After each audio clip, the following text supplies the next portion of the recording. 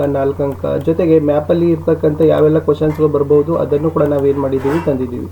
So ವಿಡಿಯೋವನ್ನು like, share ಹಾಗೂ subscribe ಮಾಡಲಿಕ್ಕೆ ಮರೆಯದಿರಿ ಅಂತ ಹೇಳ್ತಾ ಹಿಂದಿನ 2 ಭಾಗದ ವಿಡಿಯೋಗಳನ್ನು ತಪ್ಪದೇ ನೋಡಿ. ನಮ್ಮ ಯೂಟ್ಯೂಬ್ ಚಾನಲ್ನಲ್ಲಿರ್ತಕ್ಕಂಥ ವಿಡಿಯೋಗಳು ಖಂಡಿತವಾಗಿ ನಿಮಗೆ ಡೆಫಿನೆಟಾಗಿ 70 ಅಬವ್ ಮಾರ್ಕ್ಸ್ಗಳನ್ನು ತಂದು ಕೊಡ್ತಾವೆ. ಚೆನ್ನಾಗಿ ನೋಡಿ ಪ್ರಿಪ್ರೇಷನನ್ನು ಮಾಡಿ ಅಂತ ಹೇಳ್ತಾ, ಸೊ ಈ ಭಾಗದ ವಿಡಿಯೋದಲ್ಲಿ ಕಡೆಯ ಭಾಗ, ಸೊ ಮೋಸ್ಟ್ ಇಂಪಾರ್ಟೆಂಟ್ ಯಾವ್ಯಾವ ಕ್ವಶನ್ಸ್ ಹೇಳಿದರು ರೇಡಿಯೋ ಕಾರ್ಯಕ್ರಮದಲ್ಲಿ ಅಂದರೆ ಸಹಾಯಕ ಸೈನ್ಯ ಪದ್ಧತಿಯ ನಿಬಂಧನೆಗಳು. ಏನು ಲಾರ್ಡ್ ವೆಲ್ಲೆಸ್ಲಿ ಜಾರಿಗೆ ತಂದಿದ್ದಲ್ಲ, ಆ ಸಹಾಯಕ ಸೈನ್ಯ ಪದ್ಧತಿಯ ನಿಬಂಧನೆಗಳು ಏನಾಗಿತ್ತು. ಮುಂದೆ ಬಕ್ಸಾರ್ ಕದನದ ಪರಿಣಾಮಗಳು, ಇದು ಮೋಸ್ಟ್ ಇಂಪಾರ್ಟೆಂಟ್ ಅದ.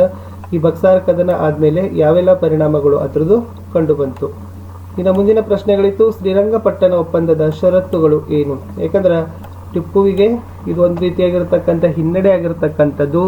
ಸೊ ಆ ಕಾರಣಕ್ಕಾಗಿ ಶ್ರೀರಂಗಪಟ್ಟಣ ಒಪ್ಪಂದ ಯಾವೆಲ್ಲ ಕರಾರಿನೊಂದಿಗೆ ಮುಗಿತು ಅಂತಕ್ಕಂಥದ್ದು. ಇನ್ನು ದ್ವಿಮುಖ ಸರ್ಕಾರ ಪದ್ಧತಿ ವಿಶೇಷವಾಗಿ 1765ರಲ್ಲಿ ರಾಬರ್ಟ್ ಕ್ಲೈವ್ ಜಾರಿಗೆ ತಂದ. ಓಕೆ, ದ್ವಿಮುಖ ಅಂದರೆ 2 ರೀತಿಯಾಗಿರ್ತಕ್ಕಂಥ ಆಡಳಿತವನ್ನು ಮಾಡೋದು ಅಂತ ಅದ. ಸೊ ಅದನ್ನು ಕೂಡ ನೋಡ್ಕೊಡ್ರಿ. 1765ದಲ್ಲಿ ಇರ್ತಕ್ಕಂಥ ಡ್ಯುವೆಲ್ ಗೌರ್ಮೆಂಟ್ ಸಿಸ್ಟಮ್ ಅಂತ ಕರೀತಾರೆ. ಇನ್ನು ಮುಂದೆ ಬ್ರಿಟಿಷ್ ಸರ್ಕಾರದಲ್ಲಿರ್ತಕ್ಕಂಥ ನ್ಯಾಯಾಂಗ ವ್ಯವಸ್ಥೆ ಮುಖ್ಯವಾಗಿ 2 ಪದ್ಧತಿ ಇತ್ತು, ದಿವಾನಿ ಅದಾಲತ್ ಮತ್ತು ಫೌಜ್ದಾರಿ ಅದಾಲತ್. ಅಂದರೆ ಯಾವ ತರನಾಗಿ ಬ್ರಿಟಿಷರು ತಮ್ಮ ನ್ಯಾಯಾಂಗ ವ್ಯವಸ್ಥೆಯನ್ನು ಸಿದ್ಧಪಡಿಸಿಕೊಂಡಿದ್ರು ಅನ್ನೋದನ್ನು ಕೂಡ 3 ಅಥವಾ 4 ಅಂಕಕ್ಕೆ ಬರಬಹುದು. ಅದೇ ತರನಾಗಿರ್ತಕ್ಕಂಥ ಇನ್ನೊಂದು ಪ್ರಶ್ನೆ ಬರ್ತದೆ ವಿದ್ಯಾರ್ಥಿಗಳೇ, ಎಸ್ ಬ್ರಿಟಿಷ್ ಸರ್ಕಾರದ ಪೊಲೀಸ್ ವ್ಯವಸ್ಥೆ. ಯಾಕೆಂದರೆ ಸೂಪ್ರಿಡೆಂಟ್ ಆಫ್ ಪೊಲೀಸ್ ಅಂತಕ್ಕಂಥ ಹುದ್ದೆಯನ್ನು ಲಾರ್ಡ್ ಕಾರ್ನ್ವಾಲಿಸ್ ಅವರು ಸೃಷ್ಟಿ ಮಾಡ್ತಾರೆ. ಬಹಳಷ್ಟು ಪೊಲೀಸ್ ವ್ಯವಸ್ಥೆಯನ್ನು, ಸುಧಾರಿತ ಪೊಲೀಸ್ ವ್ಯವಸ್ಥೆಯನ್ನು ಬ್ರಿಟಿಷರು ರೂಪಿಸಿರ್ತಾರೆ. ಸೊ ಅದು ಕೂಡ ಮೋಸ್ಟ್ ಇಂಪಾರ್ಟೆಂಟ್ ಅದ. ಇನ್ನು ನೆಕ್ಸ್ಟ್ ಬ್ರಿಟಿಷ್ ಶಿಕ್ಷಣದಿಂದ ಉಂಟಾದ ಪರಿಣಾಮಗಳು ನಮ್ಮ ಭಾರತೀಯರ ಮೇಲೆ. ಸೊ ಬ್ರಿಟಿಷ್ ಶಿಕ್ಷಣ ನಿಜಕ್ಕೂ ಕೂಡ ಏನಾಯ್ತಪ್ಪ ಅಂದ್ರೆ ಬಹಳಷ್ಟು ಬದಲಾವಣೆಗಳನ್ನು ತಂದುಕೊಟ್ಟಿತ್ತು. ಪ್ರಜ್ಞಾವಂತ ನಾಗರಿಕರು ಹುಟ್ಟಿಕೊಡ್ತಾರ, ರಾಷ್ಟ್ರೀಯವಾದ ಬೆಳ್ಕೊಳ್ತದ, ಆಲೋಚನಾ ಕ್ರಮ ಬೆಳೀತದ. ಇವೆಲ್ಲ ಕೂಡ ನೋಡ್ಕೊಡ್ರಿ. ಇಲ್ಲಿಂದನೂ ಕೂಡ 3 ಅಂಕಕ್ಕೆ ಪ್ರಶ್ನೆ ಬರಬಹುದು. ಇನ್ನು ಬ್ರಿಟಿಷರ ಕಂದಾಯ ನೀತಿಯಿಂದಾದ ಪರಿಣಾಮಗಳು, ವಿಶೇಷವಾಗಿ ಬ್ರಿಟಿಷರ ಹೇಳ್ತಾರೆ ಏನಂದ್ರೆ ರೈತ ಸಾಲಿನಲ್ಲಿ ಹುಟ್ಟಿ ಸಾಲಿನಲ್ಲಿ ಬೆಳೆದ, ಸಾಲಿದಲ್ಲಿ ಏನಾಯ್ತಪ್ಪ ಅಂದ್ರೆ ಸತ್ತು ಹೋದ ಅಂತ ಹೇಳ್ತಾರೆ. ಸೊ ಯಾವ ತರನಾಗಿ ರೈತರನ್ನ ಶೋಷಣೆ ಮಾಡಿದವು ಬ್ರಿಟಿಷರ ಕಂದಾಯ ಪದ್ಧತಿಗಳು, ಅವುಗಳ ಬಗ್ಗೆ ತೊಂದರೆಗಳನ್ನ. ಸೊ ಇದು ಕೂಡ 3 ಅಂಕಕ್ಕೆ ಪ್ರಶ್ನೆ ಬರಬಹುದು ಅಂತ ರೇಡಿಯೋ ಕಾರ್ಯಕ್ರಮದಲ್ಲಿ ಹೇಳಿದ್ದಾರೆ. ಇನ್ನು ಮುಂದೆ ನೋಡೋದಾದ್ರೆ ಸ್ವಾತಂತ್ರ್ಯ ಹೋರಾಟ ಬರ್ತದ. ವಿಶೇಷವಾಗಿ ಸಂಗೊಳ್ಳಿ ರಾಯಣ್ಣ ಮತ್ತು ಕಿತ್ತೂರು ಚೆನ್ನಮ್ಮರ ಪಾತ್ರ. ಇಲ್ಲಿ ಸಂಗೊಳ್ಳಿ ರಾಯಣ್ಣ ಕೂಡ ಅಪ್ಪಟ ದೇಶಭಕ್ತರಾದರೂ ಕೂಡ ಯಾವ ತರನಾಗಿ ಆತ ಕಿತ್ತೂರು ರಾಣಿ ಚೆನ್ನಮ್ಮನ ಜೊತೆಗೂಡಿ ಒಂದು ತನ್ನ ಸಂಸ್ಥಾನಕ್ಕೆ ಕೆಲಸ ಮಾಡ್ತಾನೆ ಅನ್ನೋದನ್ನ ಮೋಸ್ಟ್ ಇಂಪಾರ್ಟೆಂಟ್ ಅದ. ಅದನ್ನು ಕೂಡ ನೋಡ್ಕೊಡ್ರಿ. ಅದೇ ತರನಾಗಿ ಕಿತ್ತೂರು ಚೆನ್ನಮ್ಮನ ಬಗ್ಗೆನೂ ಕೂಡ ಮೋಸ್ಟ್ ಇಂಪಾರ್ಟೆಂಟ್ ಇದೆ. ಮುಂದಿನ ಪ್ರಶ್ನೆ, ಇಲ್ಲಿ 2ರಲ್ಲಿ ಒಬ್ಬರಾದರೂ ಕೂಡ ಖಂಡಿತವಾಗಿ ಬರ್ತಾರೆ.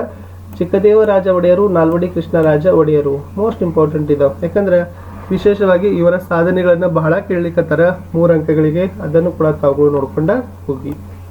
ಇನ್ನು ಮುಂದಿನ ಪ್ರಶ್ನೆಗಳನ್ನು ನೋಡೋದಾದ್ರೆ ವಿದ್ಯಾರ್ಥಿಗಳೇ, ಭಾರತ ಸ್ವಾತಂತ್ರ್ಯ ಗಳಿಸಿದ ಸಂದರ್ಭದಲ್ಲಿ ಎದುರಿಸಿದ ಸಮಸ್ಯೆಗಳು ಯಾವುವು. ಭಾರತಕ್ಕೆ ಸ್ವಾತಂತ್ರ್ಯ ಸಿಗ್ತದ, ಬಟ್ ಬಹಳ ಸಮಸ್ಯೆಗಳದೇನಪ್ಪ ಅಂತಂದ್ರೆ ಅನುಭವಿಸ್ತದ. ಅದನ್ನು ನೋಡ್ಕೊಂಡು ಹೋಗಿ. ವಿಶೇಷವಾಗಿ ಜಮ್ಮು ಕಾಶ್ಮೀರ ಸಂಸ್ಥಾನ ಭಾರತದಲ್ಲಿ ಹೇಗೆ ವಿಲೀನ ಮಾಡಿದ್ರು ಅಂತಕ್ಕಂಥದ್ದನ್ನ ನೋಡ್ಕೊಂಡು ಹೋಗಿ. ಮುಂದೆ ಜುನಾಗಢ್ ವಿಲೀನ, ಹೈದರಾಬಾದ್ ಸಂಸ್ಥಾನ ವಿಲೀನ. ಇದು ಕೂಡ ಮೋಸ್ಟ್. ಯಾಕಂದ್ರೆ ಈ ಸಂಸ್ಥಾನಗಳ ವಿಲೀನೀಕರಣ ಮಾಡೋದೇ ಒಂದು ಕಷ್ಟದ ಕೆಲಸ ಆಯಿತು. ಅದಕ್ಕೆ ಸರ್ದಾರ್ ವಲ್ಲಭಾಯಿ ಪಟೇಲ್ ರವರನ್ನ ಉಕ್ಕಿನ ಮನುಷ್ಯ ಅಂತ ಕರೀತಾರೆ. ವಿಶೇಷವಾಗಿ ಗೋವಾ ಮತ್ತು ಪಾಂಡಿಚೇರಿಗಳ ಬಗ್ಗೆ ಮೋಸ್ಟ್ ರಿಪೀಟೆಡ್ ಆಗಿ ಕ್ವಶನ್ಸ್ಗಳನ್ನು ಕೇಳಿದಾರೆ. ಬಟ್ ಇವುಗಳನ್ನ ಸಹಿತನೂ ಕೂಡ ನೀವು ನೋಡ್ಕೊಂಡೋಗಿ ಜುನಾಗಢ್ ಮತ್ತು ಹೈದರಾಬಾದ್ ವಿಲೀನ ಹೇಗಾಯಿತು ಅನ್ನೋದನ್ನ. ಸೊ ಮುಂದೆ ಇರ್ತಕ್ಕಂಥದ್ದು ಮಂದಗಾಮಿಗಳ ಬೇಡಿಕೆಗಳು ಮತ್ತು ಮಂದಗಾಮಿಗಳ ಪಾತ್ರ. ವಿಶೇಷವಾಗಿ ಮಂದಗಾಮಿಗಳು ಯಾರ್ಯಾರು. ಸೊ ಮಂದಗಾಮಿಗಳನ್ನ ರಾಜಕೀಯ ಭಿಕ್ಷಕರು ಅಂತ ಕರೆದ್ರಲ್ಲ, ಸೊ ಅವರ ಬೇಡಿಕೆಗಳ ಬಗ್ಗೆನೂ ಕೂಡ ನೋಡ್ಕೊಂಡೋಗಿ. ಬಾಲಗಂಗಾಧರ ತಿಲಕರ ಪಾತ್ರ. ವಿಶೇಷವಾಗಿ ಬಾಲಗಂಗಾಧರ ತಿಲಕರು ಬಹಳಷ್ಟು ರೀತಿಯಾಗಿರ್ತಕ್ಕಂಥ ಕೆಲಸ ಮಾಡಿದ್ದಾರೆ ಸ್ವಾತಂತ್ರ್ಯ ಹೋರಾಟದಲ್ಲಿ. ಅದನ್ನು ನೋಡ್ಕೊಂಡೋಗಿ. ಆಮೇಲೆ ಸವಿನಯ ಕಾನೂನು ಭಂಗ ಚಳವಳಿ ಮತ್ತು ಕ್ವಿಟ್ ಇಂಡಿಯಾ ಚಳವಳಿ. ಯಾಕಂದ್ರೆ ಮಹಾತ್ಮ ಗಾಂಧೀಜಿಯವರ ಬಗ್ಗೆ ಇಲ್ಲಿ ಅಸಹಕಾರ ಚಳವಳಿಗಳು, ಕ್ವಿಟ್ ಇಂಡಿಯಾ ಚಳವಳಿಗಳು, ಓಕೆ, ಕಾನೂನು ಭಂಗ ಚಳವಳಿ, ಇವುಗಳಿಂದನೇ ಕ್ವಶನ್ಸ್ಗಳು ಬರ್ತಾವ. ಸೊ ಅವುಗಳ ಬಗ್ಗೆ ನಾವು ಏನು ಮಾಡಬೇಕು, ಮಹಾತ್ಮ ಗಾಂಧೀಜಿಯವರ ಬಗ್ಗೆ ಕಂಟೆಂಟ್ಗಳನ್ನು ನೋಡ್ಕೊಂಡು ಹೋಗ್ಬೇಕಾಗ್ತದೆ.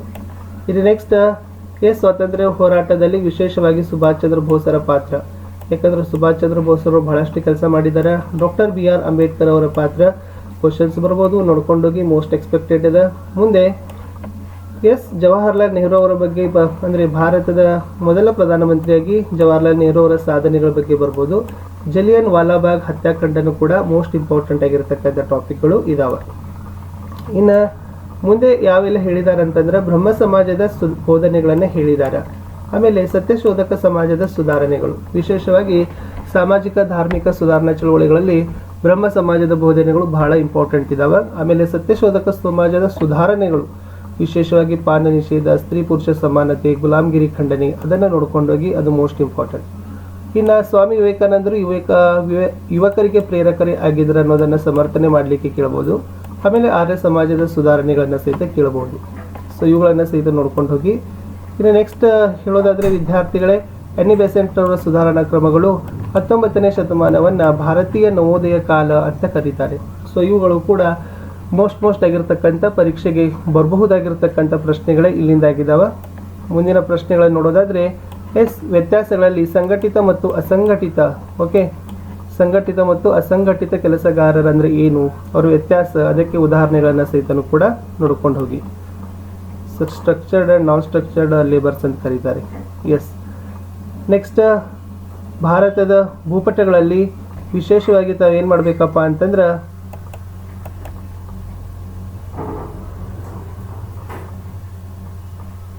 ಭಾರತದ ಭೂಪಟದಲ್ಲಿ ವಿಶೇಷವಾಗಿ ಸ್ಥಳಗಳನ್ನು ಗುರುತಿಸ್ತಕ್ಕದನ್ನು ತಾವುಗಳು ಕಲಿಬೇಕು. ಅವರು ಇವೆಲ್ಲ ಸ್ಥಳಗಳನ್ನು ಹೇಳಿದ್ದಾರೆ. ಸೊ ಕೆಳಗಡೆ ನೋಡ್ತಿರ್ಬೋದು, ಕರ್ಕಾಟಕ ಸಂಕ್ರಾಂತಿ ವೃತ್ತ, 82 ಪೂರ್ವ ರೇಖಾಂಶ, ಇಂದಿರಾ ಪಾಯಿಂಟ್, ಇಂದಿರಾ ಕೋಲ್, K2 ಶಿಖರ, ದೆಹಲಿ.